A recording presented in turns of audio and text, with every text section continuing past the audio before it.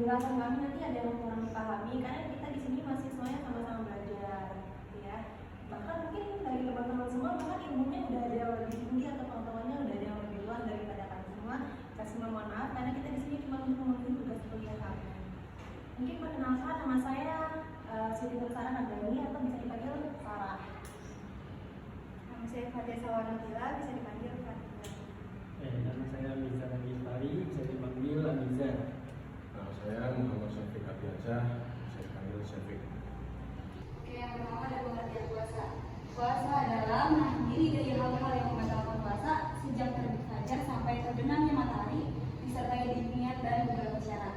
Puasa memiliki kedudukan yang sangat penting dalam Islam, sehingga diwajibkan pada umat Islam dan umat-umat terdahulu. Arabnya kelihatan nggak? Bisa baca bareng-bareng? Bismillahirrahmanirrahim. Ya ayyuhalladzina amanu kutiba alaikumusiyam kama kutiba alal ladzina min qablikum la'allakum tattaqun. Nah, jadi artinya wahai orang-orang yang beriman diwajibkan untuk siam berpuasa untuk dengan tujuan supaya menjadi orang-orang yang bertakwa, beribadah kepada Allah Subhanahu wa taala dengan menahan makan dan minum serta hal-hal yang membatalkan dimulai dari matahari terbit sampai matahari terbenam. Selanjutnya ada hukum puasa. Jadi di sini hukum puasa itu ada tiga, ada yang wajib, ada yang sunnah, dan ada yang haram. Mungkin teman-teman semuanya udah pada tahu dong ya, puasa wajib itu puasa di mana, sunnah itu yang mana, dan haram itu di mana. Kalau kita berbicara soal wajib, secara definisi wajib itu apabila yang kita kerjakan itu mendapatkan pahala, apabila kita tinggalkan mendapatkan dosa. Contohnya apa puasa wajib ini? Yang pertama seperti puasa di bulan Ramadan. Nah, wajib bagi kita, apalagi untuk teman-teman semua yang mungkin udah usia balik, yang perempuan udah menstruasi, laki-laki udah maaf mungkin udah ditandai juga dengan baliknya dengan mimpi basah. Nah, wajib untuk kita untuk berpuasa di bulan Ramadan. Jadi kalau kita meninggalkan puasa di bulan Ramadan malah kita akan berdosa. Kecuali kalau teman-teman semua belum balik itu masih nggak apa-apa. Tapi kalau dosa, ini kan apabila kita kerjakan mendapat pahala. Tapi kalau kita tinggalkan tidak apa-apa, nggak berdosa. Tapi alangkah lebih baiknya ketika kita mengerjakannya karena mendapatkan pahala. Contoh puasa sunnah ini seperti puasa Senin Kamis. Nah, pasti teman-teman di sini udah pada tahu dong ya puasa Senin Kamis. Terus ada puasa Arafah, puasa Asyura, dan puasa Syawal. Dan puasa 3 hari setiap bulan. Dan adapun puasa bisa diharamkan diantaranya puasa pada hari Syok atau hari Rabu. Ini artinya hari Rabu itu pada tanggal 30 Sya'ban. Apabila masyarakat ragu-ragu apakah hari itu sudah masuk bulan Ramadan atau belum. Jadi lebih baik ditinggalkan apabila kita masih mendapati keraguan. Misalnya ini udah masuk bulan udah masuk bulan Ramadan atau belum ya? Nah, ini bisa dijadikan puasa yang diharamkan karena kita masih ragu-ragu. Karena kita semua ini harus bisa dibilang hari makan lah ya untuk setelah melakukan puasa 1 bulan penuh habis puasa Ramadan. Makanya adanya hari raya Idul Fitri. Jadi diharamkan bagi umat muslim ketika kita berpuasa di hari raya Idul Fitri ini karena puasa yang 3 hari setelah hari raya Idul Adha, contohnya pada tanggal 11, 12, dan 13 setelah hari raya Idul Adha. Tasyrik ini bisa dibilang sebagai menjemurnya daging-daging kurban. Jadi masih dalam acara perayaan hari raya Idul Adha. Jadi ketika hari raya Tasyrik ini diharamkan bagi kita untuk berpuasa. Next.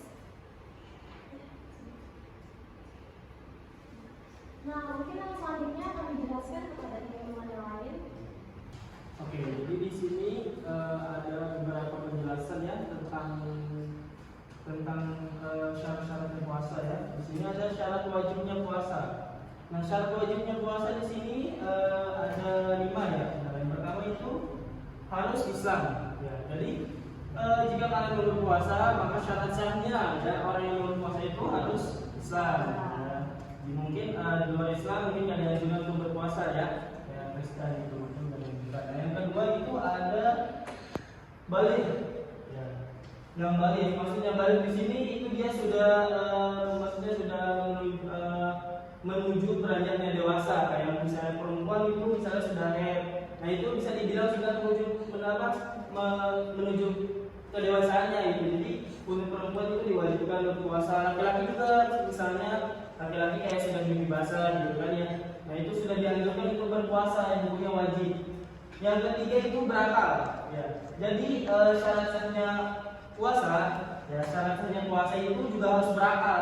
Maksudnya berakal di sini ya kayak tidak gila, sadar diri itu ya. Misalnya kayak misalnya kalian mabuk, nah itu nggak dianjurkan untuk berpuasa, ya kan? Karena syarat-syaratnya puasa itu harus berakal. Dan yang keempat itu ada mampu berpuasa. Nah, maksud di sini mampu berpuasa di sini ialah kalau ketika kalian sehat, ya kan itu kan kalian pasti mampu ya untuk berpuasa. Kecuali ketika kalian maksud kalau untuk perempuan ya, mungkin kalian akan hamil suatu saat kan. Nah itu nggak dianjurkan untuk berpuasa ya, karena kalian sedang membuahi janin dalam perut kalian. Nah kalau untuk laki-laki ya misalnya kayak sakit gitu kan, sakit itu juga nggak dianjurkan untuk berpuasa ya. Jadi mampu berpuasa di sini maksudnya kayak kalau kalian badannya sehat, itu kalian harus dianjurkan untuk berpuasa. Nah yang kelima itu bermukim. Maksud bermukim di sini kalian di rumah nih, nggak kemana-mana misalnya kan, itu kalian harus berpuasa, nggak boleh ada alasan gitu kan. Lu capek, terus itu nggak ada alasan. Kecuali kalian tuh berjalan jauh, ya kayak misalnya kalian pergi ke Arab gitu kan, sedang dalam bulan puasa kan, nah itu nggak dianjurkan untuk berpuasa karena kalian sedang bermukim gitu. Jadi masih bermukim di sini kalian sedang berpergian. Gitu. Nah yang penjelasan yang kedua itu ada syarat sah puasa. Oh iya. Nah syarat sah puasa di sini yang pertama itu ada sama ya. Oh ya, oh ini wajibnya ya. Nah, syarat sahnya itu yang pertama Islam, sama yang tadi ya, sah Islam. Dan yang kedua mumayyiz. Mumayyiz di sini maksudnya dapat membedakan hal yang baik dan yang buruk. Ya, mumayyiz ini itu artinya dapat membedakan hal yang baik dan yang buruk. Terus yang ketiga, suci dari haid dan nifas bagi wanita yang dijelaskan tadi ya. Nah wanita itu nggak dianjurkan kalau misalnya lagi haid, ya itu nggak sah puasanya ya kan. Terus yang keempat itu adalah pada waktu-waktu yang diperbolehkan puasa. Nah seperti yang dijelaskan tadi itu oleh kakak Sarah ya tentang waktu-waktu puasa itu kapan aja, yang mana wajib, yang haram, ya kan? Nah itu ada waktu-waktunya yang diperbolehkan. Terus yang ketiga penjelasannya ada rukun puasa itu ada dua macam, ya kan? Ada dua macam. Yang pertama itu ada niat, ya kan? Jadi kalau kalian mau berpuasa, ya minimal kalian harus niat dulu. Niat puasa itu kan, hafalkan niat puasa semuanya. Hafal. Jadi sebelum puasa itu utamakan itu kalian harus niat dulu ya kan. Yang kedua menahan diri dari hal-hal yang membatalkan puasa, mulai terbitnya fajar sampai terbenamnya matahari. Setelah niat, kalian akan menjalankan fase itu menahan diri. Ya kan ketika berpuasa, setelah niat sahur, azan, itu kalian juga nggak boleh makan minum lagi. Itu namanya kalian harus menahan diri dari hal-hal yang membatalkan puasa. Sampai kapan? Sampai waktu fajar terbenamnya matahari.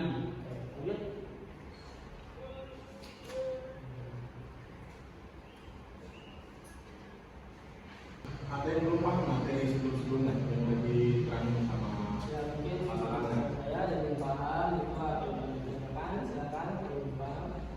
Yang paham sebelum ke sunnah puasa. Contohnya ketika kita sedang berpuasa itu ada banyak hal yang bisa kita lakukan dalam rangka untuk menambah pahala puasa kita.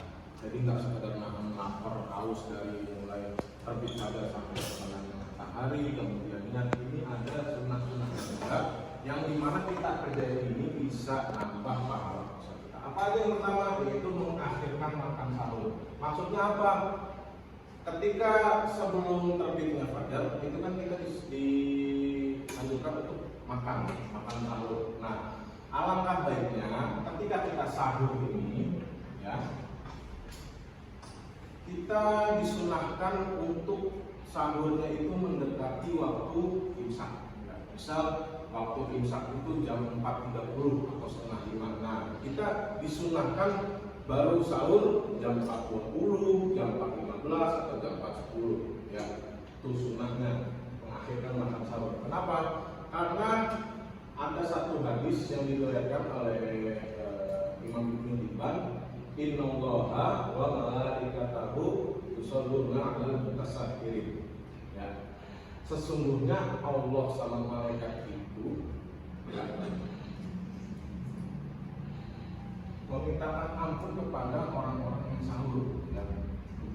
Kita baru makan sahur, ya, itu udah dimintain ampun. Ya, baru makan, belum puasanya, belum sholatnya, belum yang lain-lainnya. Ya, tuh pertama itu mengakhirkan makan sahur. Arti gampangnya sahurnya kita agak ngaret, agak entar-entaran menjelang waktu imsak. Kemudian yang kedua, segera berbuka jika waktunya sudah tiba. Nah, ini penting, ya.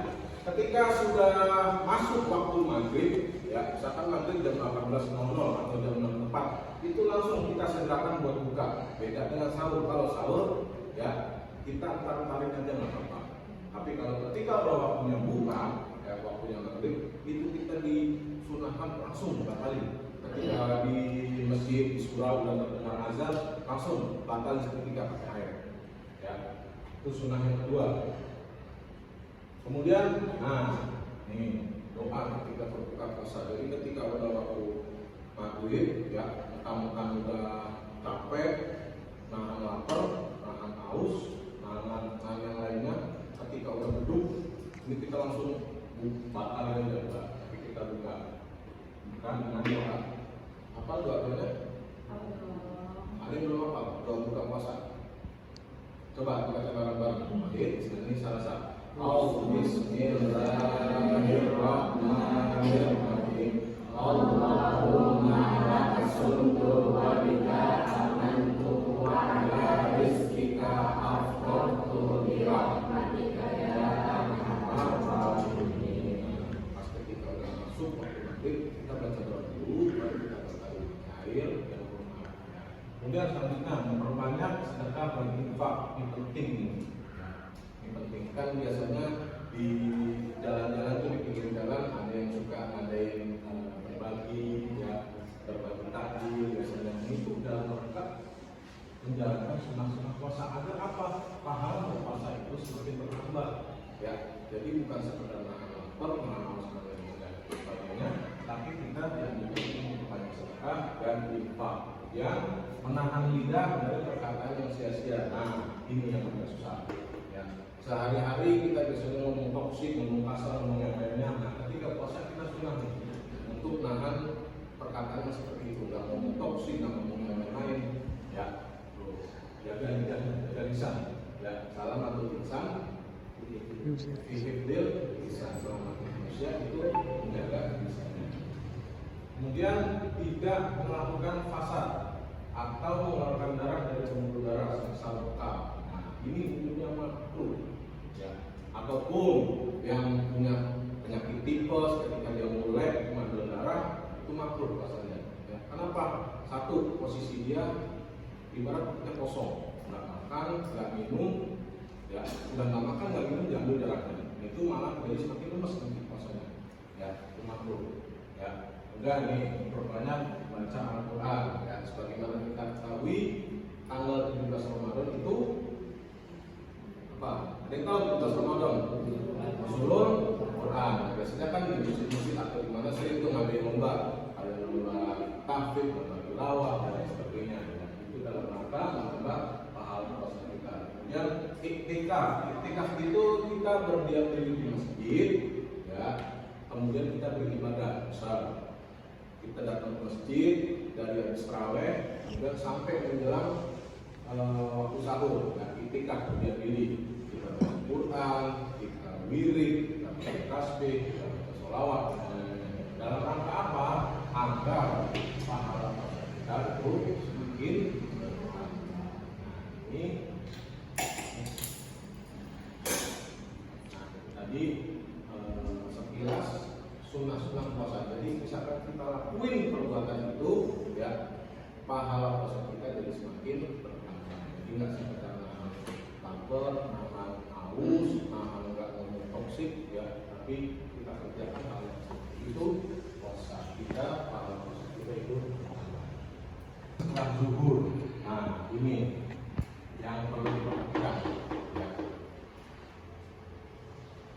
Menggosok gigi setelah zuhur ini baik puasanya sunnah maupun wajib, ya, gosok gigi habis zuhur itu hukumnya makruh, ya, kecuali puasanya itu puasa sunnah, puasa Senin Kemis, puasa Arafah, puasa yang lain-lainnya yang tadi sudah dijelasin, ya. Itu sampai kapan? Sampai batasan zuhur. Jadi misal kita di subuh ketiduran nih, sholat ketiduran, pas bangun jam 9 waktu duha, kita baru ingat kita belum gosok gigi, mulut kita masih hibung, ya. Nah itu boleh kalau puasanya puasa sunnah. Sampai kapan? Sampai zuhur, ya. Nah nanti sudah lewat zuhur itu baru nggak boleh, baik puasanya wajib maupun puasanya sunnah, itu baru nggak boleh gosok gigi, ya. Sama halnya dengan siwak. Kalau siwak apa? Kalau siwak, ya, itu menurut pandangan Imam Nawawi itu masih boleh sampai waktu zuhur. Tapi menurut imam yang lainnya, siwak, ya, mulai dari terbit fajar sampai terbenam matahari itu kita nggak diperbolehkan. Ya, jadi kalau menurut Imam Nawawi itu masih boleh kita siwak sampai kapan? Sampai zuhur. Ya. Kemudian ada hal-hal yang batalin puasa. Ini harus hati-hati, ya. Harus hati-hati ini. Nah, setelah tadi sudah dijelasin hal-hal yang makin dalam puasa, sekarang kita mau ngomongin apa aja yang membatalkan puasa. Jadi kita harus berhati-hati. Yang pertama adalah sengaja makan dan minum. Contohnya siang-siang pergi ke warung makan bakso, mie ayam, atau bahasa boleh yang sekarang Kak mokel ya, mokel. Ini sudah pasti hal yang membatalkan puasa. Jadi kalau bisa sebisa mungkin walaupun selama apapun kita harus tetap menahan nih dari makanan minum ini, karena kalau kita makan minum makanya dengan sengaja, ya, pasti akan membatalkan puasa. Kecuali kalau tidak sengaja, misalnya kita lagi beringat kalau kita lagi puasa dan sengaja makan ayam, nah itu nggak apa-apa, asalkan nggak sengaja, itu bisa adalah rezeki lah ya dari Allah. Jadi puasanya boleh tetap dilanjutkan. Tapi kalau sudah sengaja, nah itu udah nggak boleh dan harus dan udah batal hukumnya. Terus yang kedua, muntah yang disengaja. Nah, muntah yang disengaja ini juga dapat membatalkan puasa. Misalnya orang kan biar muntah nih, itu puasanya kita kan jadi otomatis kita muntah itu kan secara disengaja kan, itu bisa membatalkan puasa kita. Selanjutnya yang ketiga berhubungan suami istri ini bagi yang udah pasangan halal, ya. Nah, berhubungan suami istri, jadi bisa membatalkan puasa ketika berhubungannya itu di siang hari. Ini sangat tidak diperbolehkan, bahkan bisa membatalkan puasa, bahkan bisa disuruh membayar kafarat, ya, maksudnya membayar kafarat jika berhubungan suami istri pada siang hari. Contohnya membayar kafaratnya ketika berhubungan suami istri pada siang hari itu yang pertama kita harus memerdekakan budak. Jika tidak tidak bisa memerdekakan budak, yang kedua kita harus berpuasa 2 bulan secara berturut-turut. Dan jika juga tidak mampu, yang ketiga kita harus memberi makan orang miskin sebanyak 60 orang. Dalam artian 60 orang ini orangnya harus berbeda. Hari ini si A, besoknya si B, besoknya si C, selama 60 orang, sebanyak 60 orang. Tetapi nggak boleh langsung loncat ke yang ketiga tadi, ya aku mau bayar yang ketiga aja yang ngasih makan yang 60 orang tadi, nggak bisa. Jadi kita harus yang pertama dulu nih. Kalau yang pertama nggak bisa tadi, maka loncat yang kedua 2 bulan puasa berturut-turut, berarti 60 harian lah ya. Nah terus kalau nggak bisa lagi baru tidak. Nah ini fatalnya ketika apa tadi melakukan hubungan suami istri ketika di siang hari itu disebabkan daerah mataram. Terus yang keempat keluar haid atau nifas.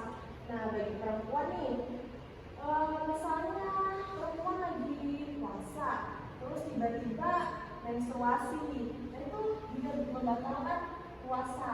Jadi misalnya walaupun perempuan ini sebentar lagi misalnya ada waktu buka sebentar lagi 5 menit lagi azan maghrib nih, tapi tiba-tiba keluar dong ya menstruasi, tiba-tiba menstruasi. Nah itu kita harus membatalkannya, nggak boleh dilanjutkan. Jadi kayak nanggung nih 5 menit lagi maghrib, 5 menit lagi udah azan, lanjut aja deh, enggak. Jadi ketika udah keluar menstruasi itu harus dibatalkan puasanya. Terus yang kelima, keluar air mani atau sperma dengan sengaja. Nih yang cowok-cowok ini mungkin yang lebih paham ya, keluar air mani. Terus selanjutnya ada hilang akal atau gila, atau mabuk. Nah kalau misalnya kita tiba-tiba gila nih pas lagi puasa, itu dapat membatalkan puasa nih, atau lagi mabuk nih, habis minum minuman atau apa gitu kan, bisa membatalkan puasa kita. Jadi sebisa mungkin harus dihindari sehingga tidak membatalkan puasa. Selanjutnya murtad. Ini bahaya nih, tiba-tiba kita puasa terus tiba-tiba login ke agama orang lain. Kan ini namanya murtad kan, keluar dari agama Islam. Jadi ini juga membatalkan puasa kita. Nah, mungkin selanjutnya ini berpuasa yang akan disampaikan oleh Kakak Fatia. Oke, selanjutnya tentang hikmah berpuasa. Jadi bagi kehidupan orang yang benar berpuasa akan mendapatkan banyak manfaat bagi kehidupannya. Yang pertama adalah meningkatkan iman dan takwa. Jadi kalau misalnya kita puasa kan otomatis iman kita kan akan meningkat kan. Yang kedua menumbuhkan kepedulian pada orang lain. Nah kayak misalnya pas lagi puasa itu tuh banyak yang memberikan apa ya, kayak takjil di pinggir jalan. Itu kan sama aja kita memberikan kepedulian terhadap orang lain, kayak ini biar nanti dapat takjil nih ke orang-orang biar semuanya dapat. Itu kan sama aja kita peduli terhadap orang-orang kan ya. Yang ketiga ada melatih kesabaran dan kehidupan sehari-hari. Kita tunggu dari subuh sampai maghrib itu kan sama aja kita melatih kesabaran kita supaya kita sabar. Itu yaitu kita menunggu azan maghrib. Dengan cara berpuasa itu kita bisa melatih kesabaran kita. Yang keempat ada membiasakan bersikap jujur. Jujur itu dalam arti ya itu sama aja kayak yang tadi dijelaskan sebelumnya, kita nggak membatalkan di siang-siang gitu ya, bisa sengaja makan minum, tapi dengan sikap jujur. Yang kelima ada membiasakan bersikap disiplin. Yang keenam ada membiasakan bersikap tanggung jawab. Nah jadi kok tanggung jawab dalam arti itu misalnya nanti semisal batal yang tidak disengaja, kayak semisal haid, kita bertanggung jawab juga mengkodoknya. Itu yang dinamakan tanggung jawab. Jadi kita juga apa sih namanya, misalnya nih Kak Sarah batal puasa di hari ke-5 sampai hari ke-10. Nah tapi Kak Sarah punya rasa tanggung jawab 5 hari itu untuk mengkodoknya nanti setelah sudah memasuki setelah habisnya bulan Ramadan. Itu yang dinamakan tanggung jawab.